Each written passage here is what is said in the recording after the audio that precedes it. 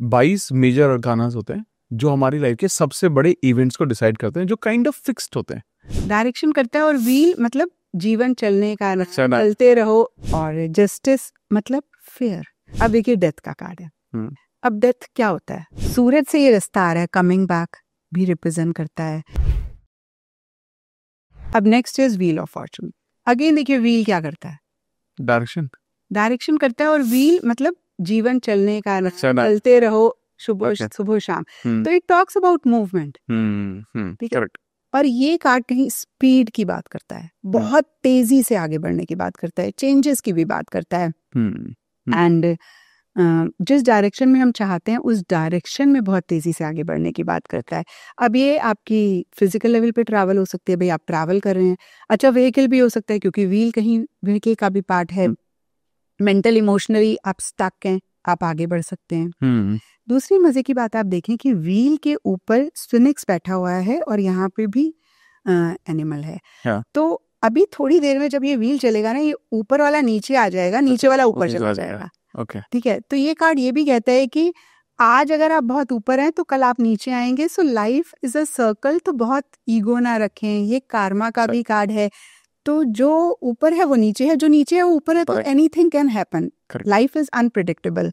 सो अच्छे कर्म करें। इन अ वे हर कार्ड हमें कुछ ना कुछ मीनिंग लेसन भी देता है। तो ये इस कार्ड का मतलब है। लेकिन अगर हम डिविनेशन का ये देखें या प्रेडिक्शन के लिए, तो changes, speed, movement, growth, progress, travel, ये सब चीजें रिप्रेजेंट करता है। जस्टिस, अगेन जस्टिस बहुत क्लियरली बोलता है कि कोई तो लीगल केस चल रहा है, कोई तो लीगैलिटी है। ये एक मीनिंग है कार्ड का, क्योंकि हम कार्ड्स में, जैसे मैंने अभी आपको बताया, कि लिटरल नहीं लेते, हम एनर्जीज को पकड़ते हैं। और जस्टिस मतलब फेयर। तो जब भी ये कार्ड आता है, जितना आप गुड़ डालोगे ना उतना ही मीठा होगा। जितना आप एफर्ट करोगे उतना ही रिजल्ट मिलेगा। या मैं ऐसा भी कह सकती हूँ, जो बीज आप बोगे ना वही फल निकलेगा। सो जब ये कार्ड आता है तो हम बोलते हैं कि आपके साथ फेयर होगा, है ना। आप जो भी एफर्ट कर रहे हो आपको उसका उतना रिजल्ट मिलेगा। कार्मा का भी कार्ड है, और जस्टिस होगा, ये एक कार्ड है। लीगल केस रहेगा, ये भी है। Yes, this card also talks about decision and choices, क्योंकि जस्टिस में देखिए ये क्या होता है, डिसीजंस होते हैं, चॉइसेस होती हैं।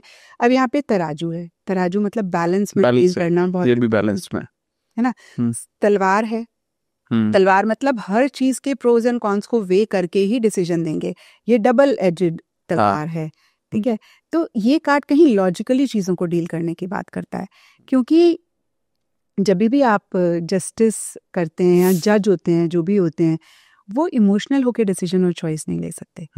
हमने सबने विक्रमादित्य की कहानी सुनी है, जहाँ पे उनका बच्चा किसी का कत्ल करता है या किसी बच्चे को मारता है, तो उसकी मदर आती हैं। तो the raja can not be bias या इमोशनल नहीं हो सकता, जितना मर्जी वो अपने बच्चे को प्यार करता है। एज अ राजा उसको वही डिसीजन लेना है जो प्रजा के लिए सही है, या जो लॉजिकल है। लॉजिकली उसके बेटे ने अगर गलत किया तो उसको भी अपने बेटे को पनिश करना है, no matter how much the king loves the son. और यही चीज कहीं सोर्ड के कार्ड भी रिप्रेजेंट करते हैं। सोर्ड्स भी इसी एनर्जी को, क्योंकि यहाँ पे देखिए मैं सोर्ड बता रही हूँ, तो सोर्ड्स भी इसी एनर्जी को रिप्रेजेंट करते हैं। So someone who is very logical, यहाँ कार्ड्स आपको बोल रहे हैं बहुत लॉजिकली डिसीजन लें, आप इमोशनल ना हो, आप सेंटिमेंटल ना हो, हर चीज के प्रोज एंड कॉन्स को वे करते हुए ही आप डिसीजन लें, चॉइसेस लें। अब देखिए the hangman, again card in itself बता रहा है कि ये बंदा जो है कहीं उल्टा लगा हुआ है। अच्छा, ओके। तो देखिए it's so easy to interpret the cards, लेकिन इसके आगे की और स्टोरी भी है। अब आप इस कार्ड को देखें, ये जो बंदा है ना, इसके सिर के नीचे हेलो है। और इसके हाथ बंधे हुए हैं, पैर बंधे हुए हैं। तो सबसे पहली चीज, स्टक फील कर रहे हो, आप बहुत कुछ करना चाहते हो, नहीं कर पा रहे हो, आपको ऐसे लग रहा है आपके हाथ बंधे हुए हैं उस सिचुएशन में। या अगर फ्यूचर के लिए आता है तो ये एक प्रोबेबिलिटी, ये एक पॉसिबिलिटी रह सकती है, because cards they tell probability and possibility, they don't say ये होगा ही होगा। इट मीन्स जो आप अभी कर रहे हो ना, इसके बेसिस पे आगे ये सिचुएशन रहेगी।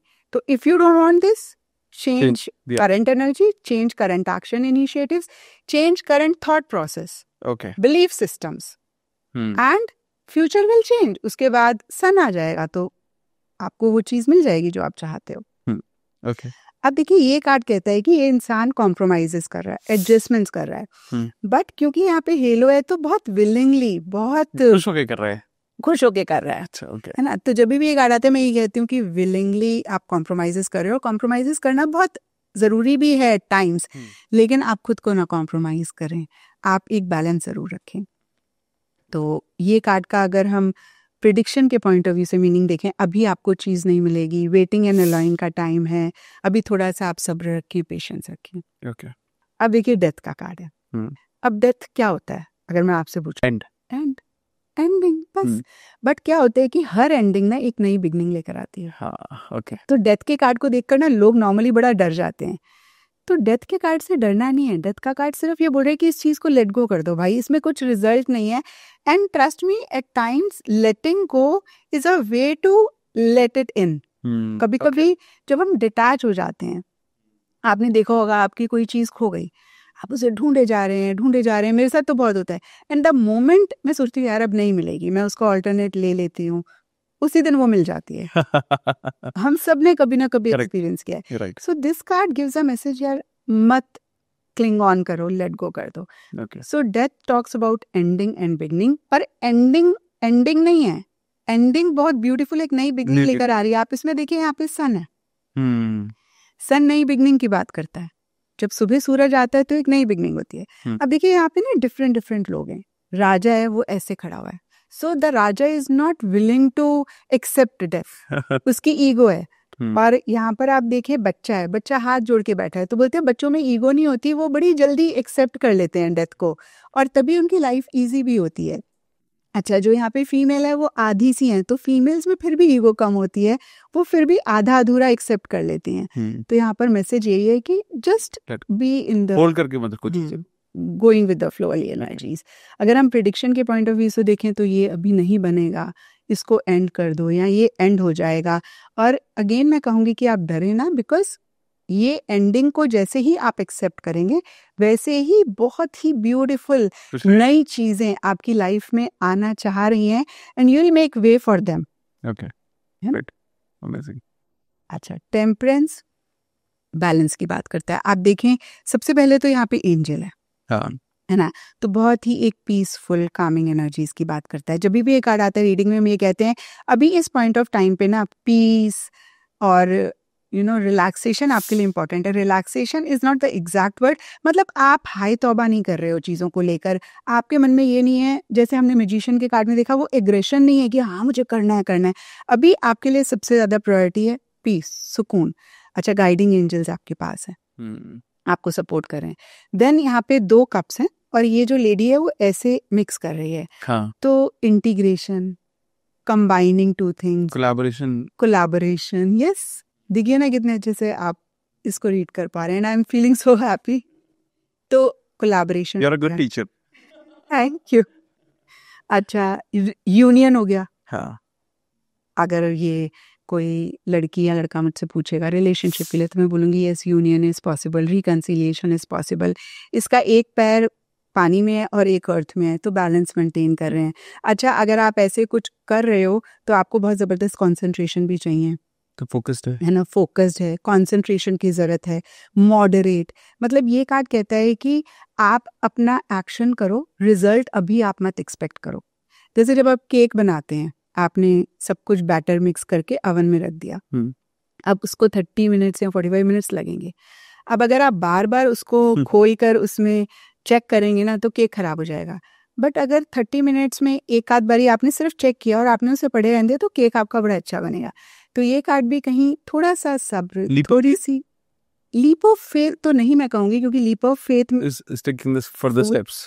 Okay. लीप ऑफ फेथ वो है कि आप फेथ करके आगे बढ़ो। ये कार्ड कहता है अभी चुप हो जाओ, शांत हो जाओ, कहीं और फोकस कर लो, कुछ और एनर्जी, मतलब ध्यान रखो उस पे, देख लो, एक आध बारी बीच में चेक कर लो, मतलब ऐसे रेस्टलेसनेस मत रखो, because when this comes reverse it is आप बेचैन हो रहे हो, आप वो एक सब्र नहीं रख पा रहे हो, वो एक पेशेंस नहीं रख पा रहे हो। अच्छा, यहाँ पे प्लांट्स हैं तो नेचुरोपैथी को भी रिप्रेजेंट करता है। अभी मेरे को क्या मेडिसिन लेनी चाहिए, एलोपैथी से ज़्यादा नेचुरोपैथी पे आप करोगे, या कुछ भी जो आयुर्वेदिक है या समथिंग लाइक दैट, इसको भी रिप्रेजेंट करता है। अच्छा, सूरज से ये रास्ता आ रहा है, कमिंग बैक भी रिप्रेजेंट करता है। और एक पैर पानी में है, एक पैर जमीन पे है, मतलब आप दो चीजों को एक साथ कर सकते हो। ओके। सबकॉन्शियस माइंड से इंफॉर्मेशन लेके, बिकॉज पानी subconscious, unconscious and earth is conscious, क्योंकि हमने मैजिशियन में भी देखा, magician is conscious energy and high priestess is subconscious energy. तो कहीं बैलेंस, कंसंट्रेशन, फोकस, मॉडरेशन, अभी वेट करो, अभी कैसे सुकून अपनी लाइफ में ला सकते हो उस पर फोकस करो। अभी हाय तौबा मत मचाओ, अभी बहुत एग्रेसिवली अपने गोल के पीछे मत जाओ। फ्यूचर के लिए आता है, मतलब मिल जाएगा, लेकिन बहुत हाई आप नहीं एक्सपेक्ट कर सकते हो, और थोड़ा सा पेशेंस रखने की जरूरत है। अगर आपको पॉडकास्ट की ये क्लिप बहुत अच्छी लगी तो आप यहाँ से इसके कंप्लीट पॉडकास्ट को भी देख सकते हैं। इसके साथ साथ आप अपना सपोर्ट बनाए रखें, चैनल को सब्सक्राइब जरूर कर दें। Thank you so much.